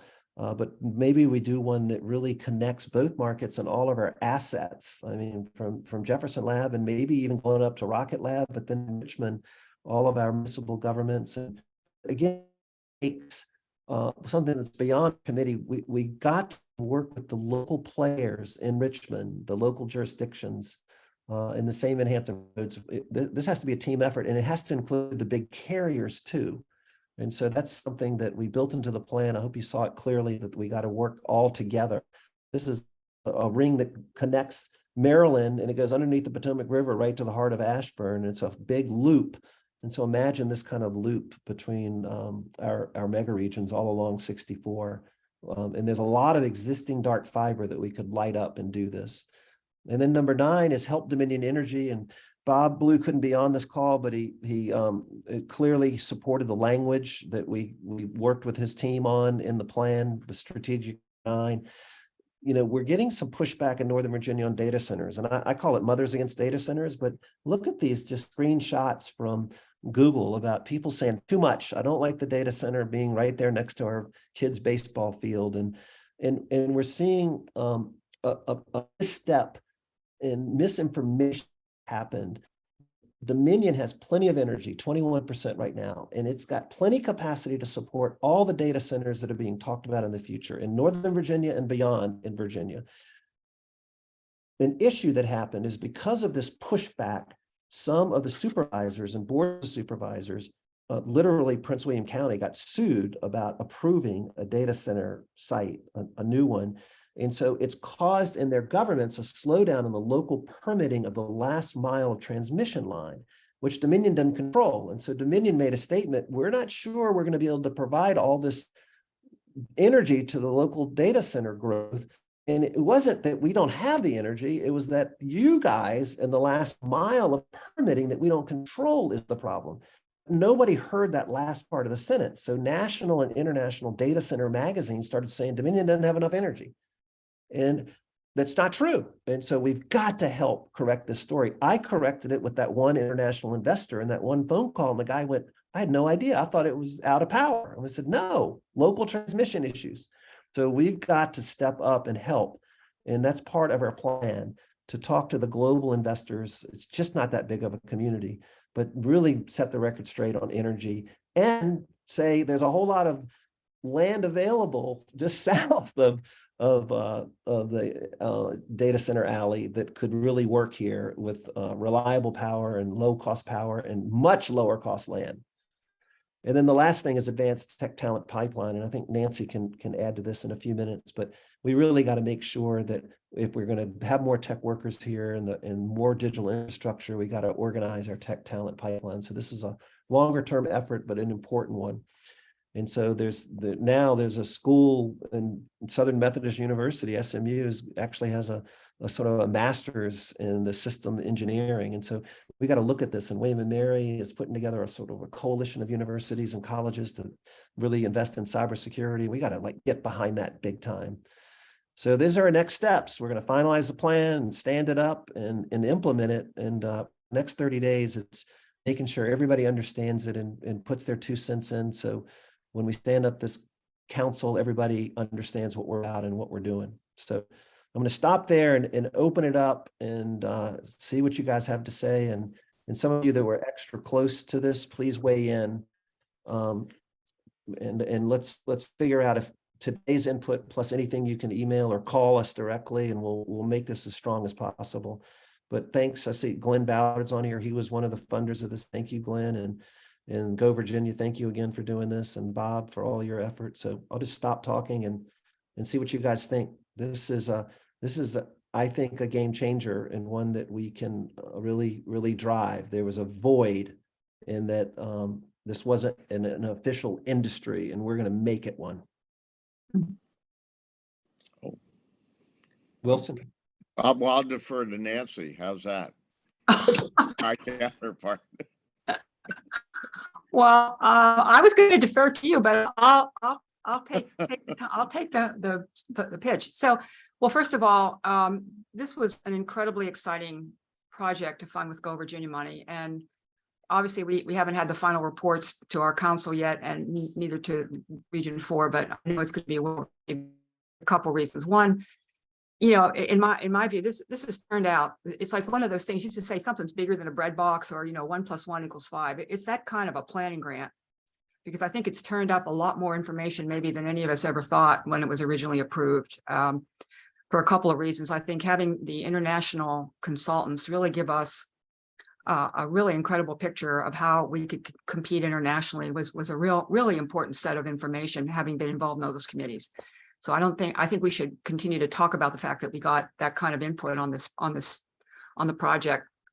The other, I think, really incredible thing is, we talk a lot about all of our infrastructure. Heaven knows there's stuff going on with roads and tunnels and bridges and water. And now we've got this really interesting game plan for the digital infrastructure for the region. So, on the one hand, it's supporting that cluster. It's really a cluster, but it's also enabling other industry clusters, which I think is something that we should also talk about. It's going to really, I think, drive a lot of other growth in other industries, which is going to be important to come out. And the final thing I will say is, part of what we talked about in our group was for the 10 initiatives and ideas, assuming they continue to hold up, there are going to be some very interesting external sources of funding to leverage the Go Virginia money and obviously take these into reality. And I think that's very exciting. Go Virginia certainly will be happy with it, but our regions will. And the final thing, back on the talent, one of the things that we've talked about is we have a couple of initiatives in the mega region that perhaps when we start sharing this publicly could be announced simultaneously, so that people really see there's not A, B, C, but there's a picture here. So a quick example, our universities are working very diligently, William and Mary, ODU, and several others, to put together a data science. We have a techonomy study that talked about the critical role. So I think there could be a lot of simultaneous alignment of announcements at some point with this really amazing work that GIH did. So over to you, Wilson. Well, great. You know what? It's very impressive from the initial idea of what has occurred over the last year. And I give a great deal of credit to the committee of 62 and certainly, Don, your leadership on this. But this is further connecting Region 4 and Region 5, Ribbon and Hampton Roads, a great illustration of that. And the opportunities that exist about it, Nancy's tech talent, absolutely. When we look at a pipeline of talent in our region, tech is very, very important. We have a lot of focus now on advanced pharmaceutical manufacturing and building that cluster. This fits in very nicely with that as well. The idea of looking at sites for future data centers, as you articulated earlier, John, the tax revenue opportunities that exist there make an awful lot of sense. And the use of, let's call it, inexpensive land. I heard loud and clear that the land that is inexpensive may be great opportunities for data centers. So there's a lot of stuff going on. Entrepreneurial activities is going to help promote this as well. So we are eager to hear about, the final report. And in any Virginia planning grant, there's always what's the next step and maybe what's the next focus in terms of potential projects. So we all look forward to that, and it's great stuff. I applaud you all for the hard work and insight and really building the awareness of it. It is terrific. So my compliments to the 62, to you, John, and certainly our good friend Bob Holsworth. Thank you. When I see the report that talked about how the fiber ring in Hampton Roads is going to be the fastest fiber ring on the East Coast, is that really true? And when we get it built, I'm assuming others could be faster. Is that the right description that I've heard, or is there a different description that would be more accurate?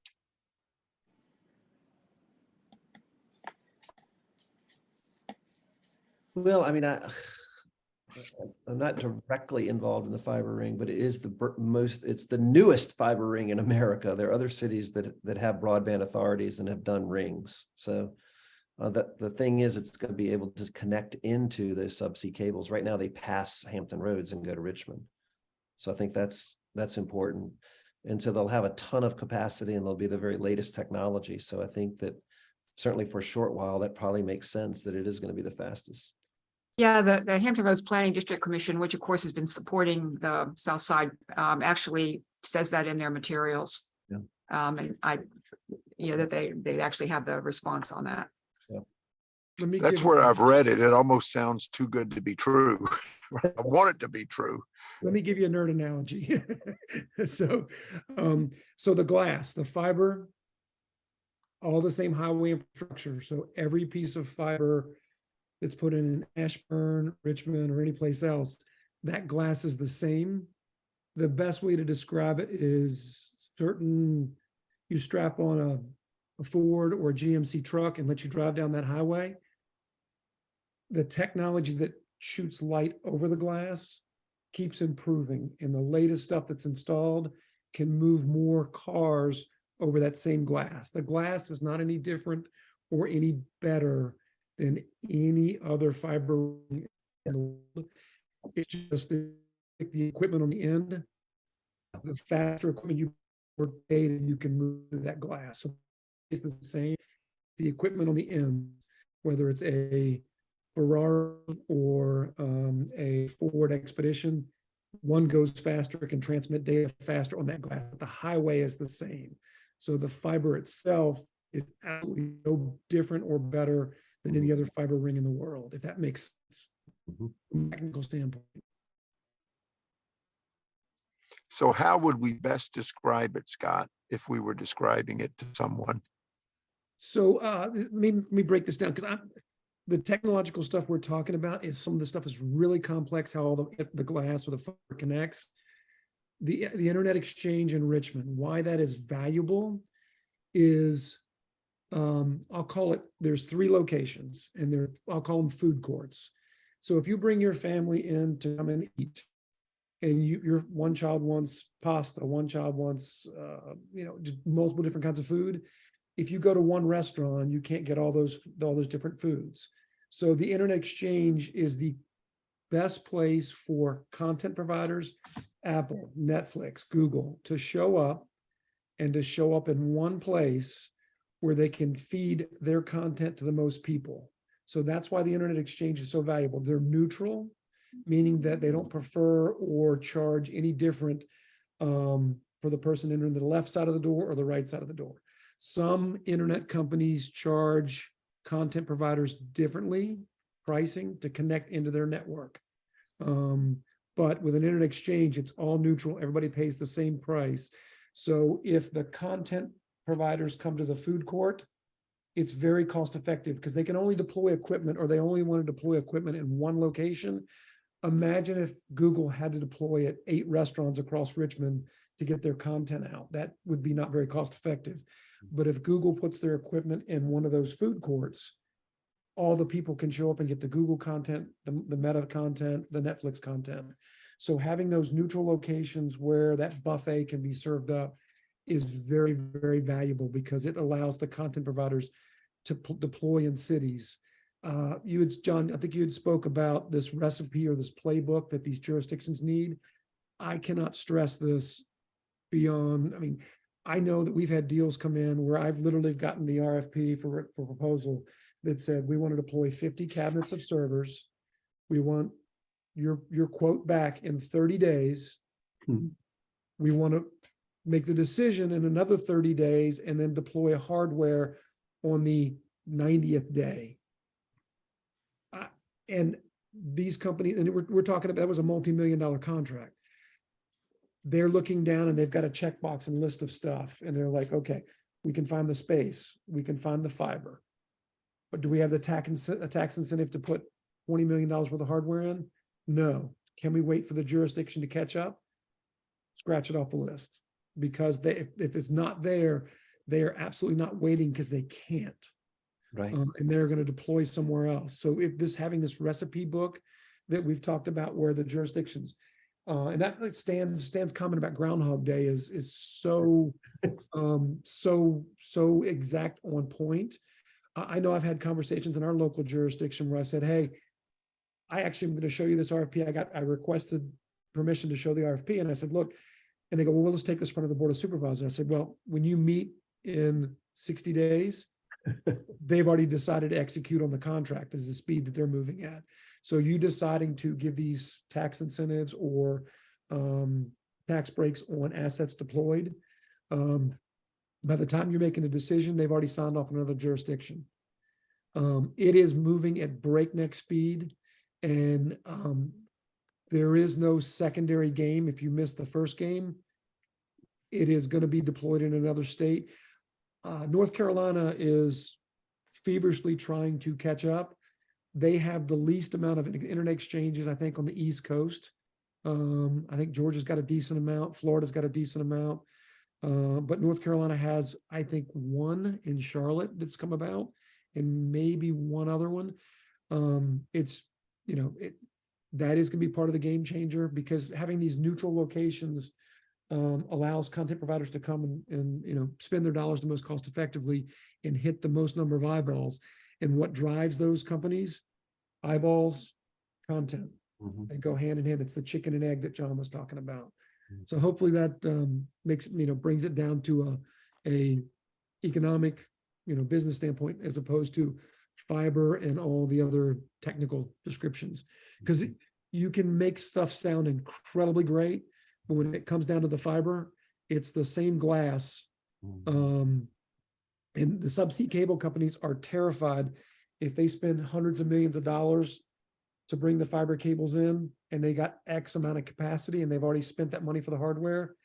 24 months later, the next subsea cable that comes in and gets the new hardware, their cost per, and it's called a bit or a megabit of traffic, their cost is significantly lower, and they can cram more traffic on the same fibers because the technology is newer. And if one company's dropped 200 million on hardware, they can't replace it in 2 years because they haven't run its life cycle. So the next cable comes in can sell more capacity at a lower rate. So there's this whole, if you miss it, you're not getting the second round, if that makes sense.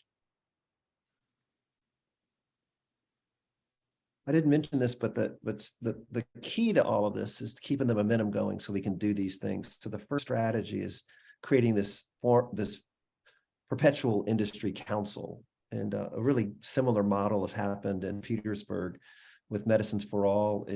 When Flow got started and Bob was in the center of this, Bob Holsworth, creating this association, and then helped attract more companies to Petersburg that are now supporting that Flow pharmaceutical manufacturing technology.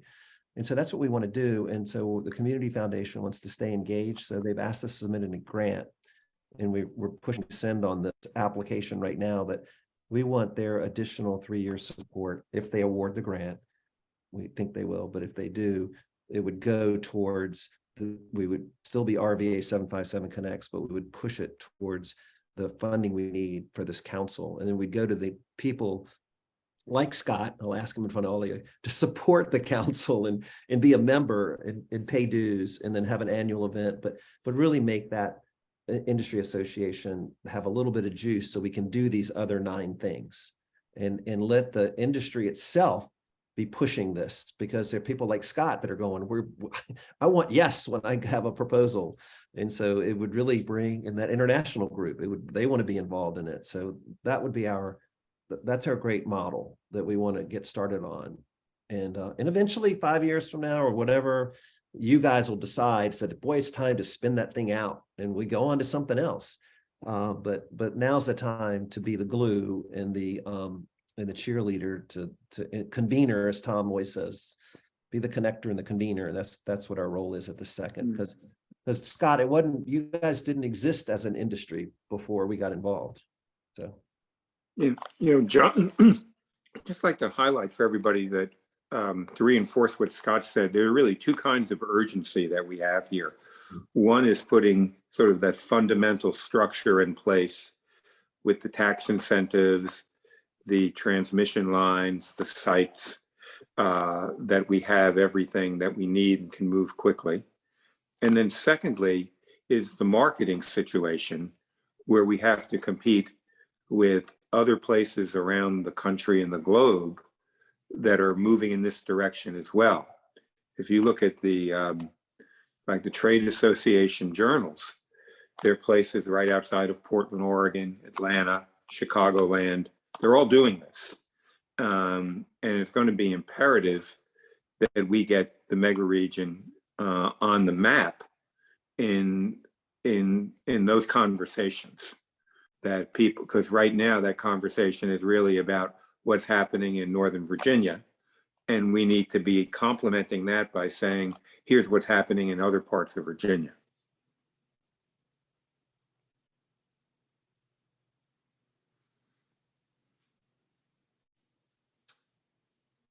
And what we need from you as staff is, the endorsement said, yes, stand this industry association up, do these things, meet with the administration, see how much they can put into their budget, make this happen. And the good news is we have, I said that Jason has seen the plan and so this is great. And then, we got Dominion with Bob Blue saying, yep, we support all this. So that's good. So, John, what I would say to you and all people on this call is, I'm sure the governor and the administration and people in the House of Delegates or the Virginia Senate have all kinds of surveys they look at as to what companies are thinking about Virginia compared to other states. And I'm on a variety of Fortune 500 or Fortune 1000 CEO groups. And just as we were talking, so I just want to raise it because I think this is consistent with other conversations and feedback I've had from large company CEOs. Virginia is in the top quartile of states that it's best to do business with. So good news there. But I think in this recent survey that they do every year with, I think it's Fortune 1000 CEOs, we were 14, we moved up 2 spots to 12, so that's good too. But who are ahead of us are all the states generally in our region that we compete in. And so Texas is one, they've been one for a long time, but Florida is 2, Tennessee is 3, North Carolina is 4, Georgia is 7, South Carolina is 8, and we're 12. And so, I think particularly with the governor, and I'm all for all the things you've been talking about on technology and data center, but I think generally, and I know Tennessee and South Carolina have won, and North Carolina have won a lot of deals ahead of us. But I think being number 12, it's generally okay. But if you look at the, 5 or 8 states in the Mid-Atlantic or Southeast, we're behind almost all of them. And I think for all these things we're talking about, transportation is key, the I-64 widening, the rail, all these data infrastructures are all key. But we do have a pretty big problem when it comes to competing against a handful of states that have generally all the same, quality of climate and temperate climate and all those things as us. But we are not nearly as competitive and pro-business when we appealed to them. We did look, we created a new business at Genworth that's just getting off around. And we looked at where it should be located. Now, because we're in Virginia, and I like Virginia, we're staying in Virginia. But when we went through the review, places like Charleston, South Carolina, and Raleigh, the Research Triangle, Nashville, Tennessee, Atlanta, were viewed as way ahead of Virginia on a lot of these topics. Now, we've been successful in Northern Virginia and so, but in part because, you know, it's been a good location for the CEO decision makers. But I think the governor and the House, the delegates and the Senate, and, you know, I support, you know, people on both sides of the aisle. And there is so much emphasis on, you know, these woke things. And we've had all the issues in Northern Virginia on school boards and stuff. But, you know, CEOs want very basic things, and infrastructure is critical. Transportation, digital technology infrastructures. But more than anything else, it wants great employees who are well educated, great K through 12 public school systems, great universities, and very attractive tax and regulatory climates. And I will say that I think while Virginia is better than most states, it is behind a number of the states in our region that I pointed out. And I think it's important for this group, beyond all the specific issues, and we talked about a lot of positive things, but ultimately it comes down to Virginia's got a lot of competition from states close by, and we're not doing nearly enough to put our best foot forward with them if we really do want to ultimately grow the economy and great jobs, so that more people can go to school here, go to universities in Virginia, stay here and get great jobs versus moving to other places. Tom, if I could also speak to that, because I think you're exactly right on. One thing is intentionality, and that's what we have going for us, I think. You know, for the longest time, Virginia felt like we couldn't get regional cooperation. We didn't have the municipalities talking together. Regional cooperation was too difficult, and we were looking very myopically at that time. I mean, Richmond was just Richmond in 3 contiguous counties. Now it's much larger. So the point is, I think, where we've seen Carolina, we've done inner city visits to Charlotte and Raleigh and other places, it usually comes down to a group of business leaders that decide something's going to get done and then get it done. And the whole framework, RVA757 connects, business-led completely, trying to identify those areas that will have the most impact, and then using the database decisioning that SIR, Bob Holzworth, and others bring to us, so that we're dealing off of data, not emotion, and then just getting behind stuff and doing stuff. So, you know, from my seat, I agree with everything that Tom has just laid out. That has really been our past, but let's look at how we can get things done if we bring intentionality to it. And we also tout ourselves a little bit. You know, historically, you know, Virginians would just not go out and say, look at us. You know, it was just almost not in our personal DNA. I mean, one thing about having a global internet hub is to go out and tell people that we have one. And in this particular case, which I guess I thought was going to be a fake it till you make it when we started, now that with all of this work that's been done, we got all the pieces here. And what a better label on the global front of this I-64 innovation corridor, really, as a global internet hub. So that's why, of all of our initiatives, we spent more time on this one with you, and we've got it more in the center of our intentionality and actually doing the work than just about any other priority. So, and you know, I totally agree with you, Ted. I think it needs to be business led, but we need to push the politicians, because I think they don't understand how good some of the other competition is. And I will tell you for sure that those other 5 states that I named, when they meet with CEOs, they tell the CEOs they're the best, and whether it's true or not, they go through all their rigmarole. But it is not good to be humble with CEOs, because they want to be persuaded.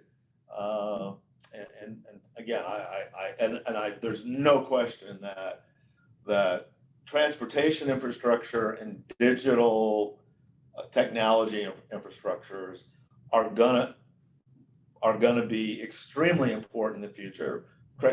Transportation has always been digital, as let's call it last 10 or 15 years, but it's also very important because the first questions are usually on the education system and how great the workforce is and how sticky they are to stay in Virginia versus moving around. And so, I agree with everything we said, Ted. And I think this group is doing great work. I'm just saying we shouldn't let the politicians underestimate that everybody else in those other states has groups like this, and we need to outcompete them. Yeah. And I think too, this might be a new group, Go Virginia and this initiative right here are new, what I think, to Richmond and Hampton Roads and the state of Virginia, that helps us catch up to some of these other states.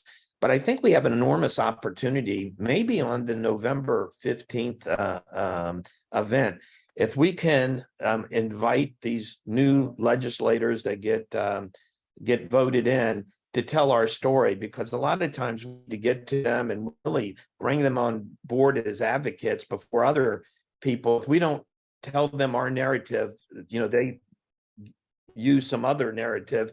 And I think it's really important to build these relationships, especially right now that so many new people will be coming. Maybe the November 15th date would be a good opportunity to make sure these legislators are at the Williamsburg event. Yep. John Reinhardt, if I could, you're absolutely spot on. And what you talked about is what we've been focusing on for the last maybe 5 years, trying to get VDP rebuilt, got Go Virginia stood up, get this RVA757 connect. We're trying to tell the story to our political leaders how Virginia has to compete. We still have a zero budget almost for marketing Virginia to the CEOs out there. So there are a lot of opportunities, and we're making inroads. And the site's another example where the governor has really come forward on sites. And that's something we identified at least 8 years ago that kept putting us in a losing position against some of the other states. They had the sites ready and just outcompete us. So competition is moving at the speed of light, and our politicians need to keep being educated. I totally agree with you. Yeah, and I don't think this group, I think we're leading edge and we're focused on the right things, but our politicians are not. And, I've talked to a lot of them on both sides. As a CEO, I probably spent a lot more time and support Democrats than most CEOs, just because, at the end of the day, it's whoever controls the chambers is who you got to deal with, and whether you agree with their politics or not. But it is frightening, and this is true in other legislatures, in all 50 states, that our senators and House of Delegate members, some are business people, they get it, many are not. Not picking on lawyers. There tends to be too many lawyers who have no idea how to run a business or compete for business with others. And I think that should be a big area of focus. And I agree with you, John. I think inviting the leaders and both parties from the Senate and the House, it's probably a harder sell more on the Democratic side, although there are a lot of Democrats who will listen, and people like Mark Warner, who was a business person, listen. But so many are lawyers, and they really don't understand business and competition success. So you've got to outcompete whoever your competitors are. And for Virginia, whether it's Richmond, Hampton Roads, or any part of Virginia, it's and there are other states where I do think the political class and the business class are more joined at the hip and working cooperatively to win.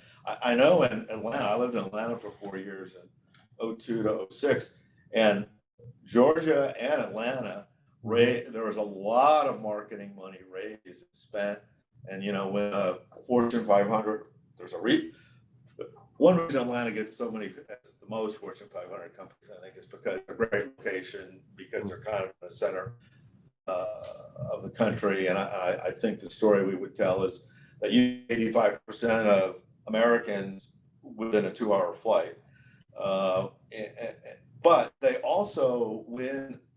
I remember Rubbermaid was one of the companies that we did. When they were making the final decision between Atlanta and a few other places, they picked Atlanta. Rubbermaid, the one makes the Sharpies and all the garbage cans and so on. But the final pitch was by the governor of Georgia, who was Sonny Perdue at the time, the mayor of Atlanta, and about 8 CEOs, including the CEO of Delta and Coca-Cola, UPS, Federal Express, and I was at ING then, ING US, which is now Voya. We all made the pitch, and you know, I think it was a pretty formidable marketing pitch. So you had the governor, the mayor, and 8 business leaders all touting why they should pick Atlanta. And that's not every place is like that, but you know, I know when Nikki Haley was governor of South Carolina, she had a great process. I think North Carolina has a good process. So I just think business people have to lead it and sort of establish priorities, but we do need to bring the political class along, or it's harder to do if you don't have them. Absolutely. The political class seems to be voting many times, trying to decide between a human service or meeting a human need versus meeting a business need. And there are many that will vote for the human need with an absence of the awareness that the success in the business world, success in attracting more businesses, is what it's going to take to create the revenue to meet the human need. We'll go broke meeting the human need unless we're going to meet the business need to be able to bring the businesses in and grow the economy and grow the jobs. Yeah, and I think that's a great point that we have to get across to them, that by having more companies, more jobs, more income taxes or sales taxes, whatever, you ultimately create the ecosystem where you can then vote for all these things if you want to do that to care for people. So I'll quit talking. I just wanted to sort of. Well, Tom, we're so delighted that you joined us in our whole effort here. And this is actually the conversation we need to have in November about setting our priorities for next year and beyond. You know, we defaulted to some of these low-hanging fruits, like, you know, get 64 worked on, and, you know, more internet transportation connections. But we need, as a group, now that we've gotten our muscle and we got the right board, we need to move to some of these other issues that are a little softer, but just as important, if not more.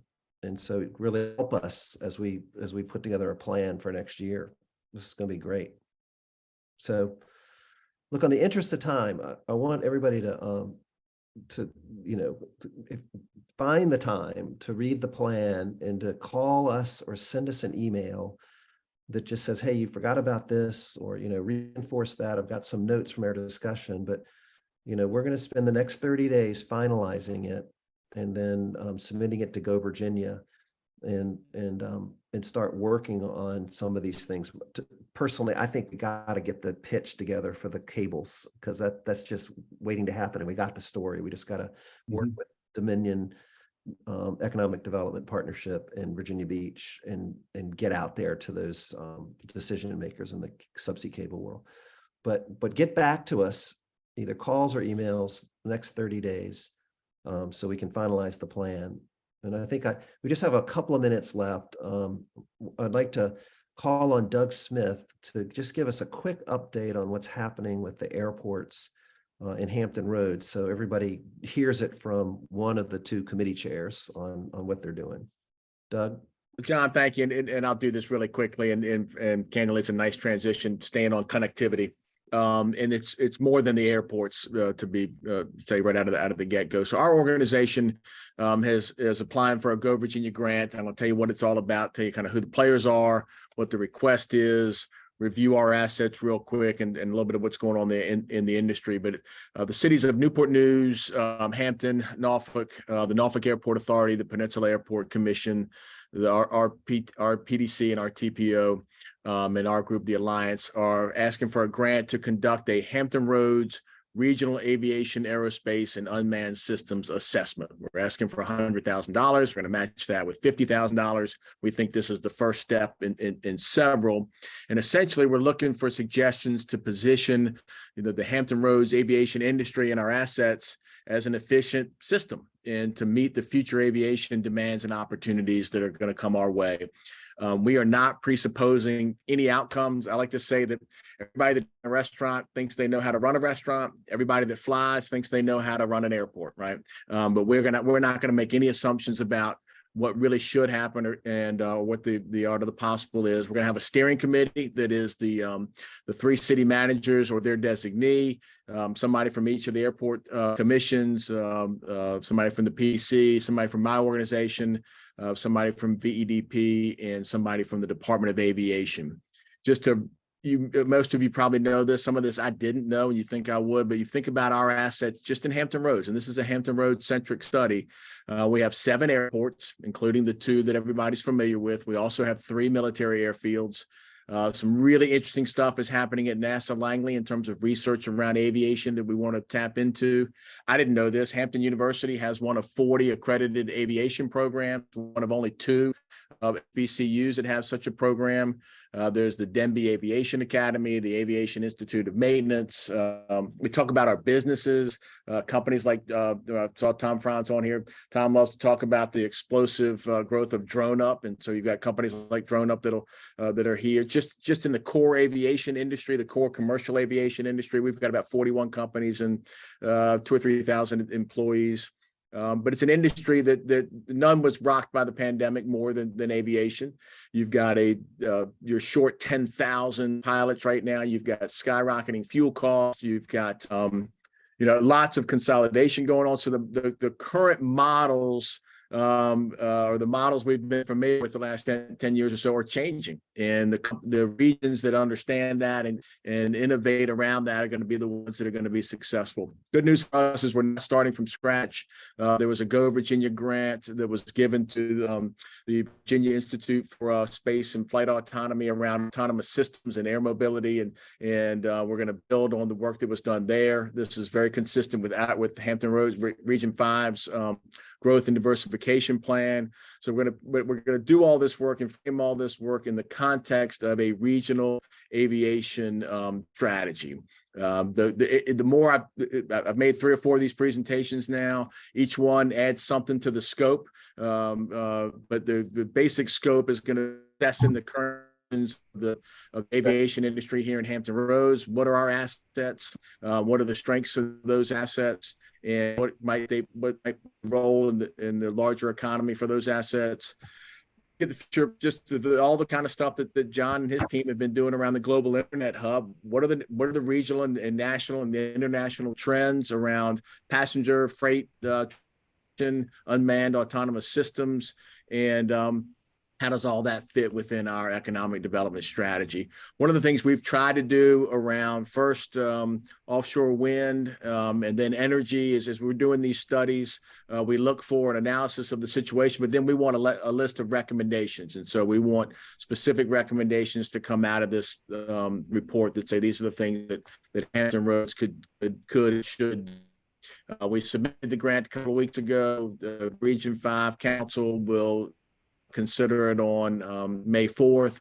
Assuming it comes with a recommendation from them, it'll go to the state on June 13th. We're developing a FQ in parallel to that we'll publish probably even before they make a decision, and it will be close to we hope hiring a consultant by the middle of July and get that piece done. And again, we're doing this in close collaboration with the Department of Aviation, and we think there's a, the region's got to figure out what our story is, what our needs are, and then we'll involve the state and the feds at the right time. But if you think about Hampton Roads and you think about regional economic development, it's really about collaboration and connectivity. And you all know we've done a lot around the transportation piece. We think we're catching up with $5 billion worth of transportation. John just talked about the connectivity relative to digital connectivity. And we think the next logical move in Hampton Roads is to understand our aviation connectivity and what that looks like for the next 100 years. And so that's what we're starting there. So John, obviously happy to answer questions, but also know it's 12:05. Yeah, so Thanks. we'll just have just two quick questions. We really have just run over time. Any burning question for Doug? And Doug, thank you for that quick overview and absolutely luck on this important work. Okay, all right. I'm sure more to come on the front, and so I'll just turn it over to Tom Franz just to sign off and thank you for all your support, and please do give us some more insights on what you're thinking about the Global Internet Hub so we can finish that plan. So Tom Franz. Thank you, John. Great meeting, a lot of great input, and we've come a long way in moving down the field from where we started. As you know, we focused on convening the business community to focus on connectivity, collaboration, innovation, and productivity. And all of those things we're seeing improve. We started with the prime example of the port and connecting Richmond and Hampton Roads regions with port and terminal activities and transportation by boat. We are clearly one of the very top ports in Virginia. And we saw that when we invested in that and we invested in ways to get to and from it, that it not only accelerated things within our region, but things within Virginia, because people want to be closest to the global connectors, and port was that global connector. Now we're doing the same thing with the Global Internet Hub, and we're taking the landings in Virginia Beach, connecting those to the Integration Center in Richmond, and working together to make 1 + 1 = 3. And just like in the port example, the more successful we are within this region, the more successful the whole Commonwealth will be, because the connectivity won't end at Richmond and to the west and to the north. It'll continue from there, just like with the port. People wanted to be closer to the port. So the investment continued all the way to the I-81 corridor. Now we have the business community on board with all of that. And Tom's 100% right. Now it's time to get the political community on board. And we're going to start with the clear proposition that between us and Richmond, we have more votes in the legislature than Northern Virginia. So we are a powerful force if connected. So we do need to now move to informing the elected constituency. Jason Alkubi gets it. He's gotten it for a long time. The governor and his team get it. They've gotten it almost from inception. We've worked with the secretaries of commerce and et cetera to bring that message. So anyway, I'm proud of us. We've come a long way. We've got a long way to go, but this is a great next step. Don't forget the meetings on the 28th of September, the convergence meeting at which we will meet, and the meeting on November 15th. And send your ideas to John and team. They're doing an exceptional job of leading this effort, and things like the Global Internet Hub, the Innovation Corridor, et cetera. So thank you all for your kind attention, support, and most importantly, from your participation and engagement. And we'll see you at the next meeting. Great. Thanks, Tom. Thank you. Meeting adjourned.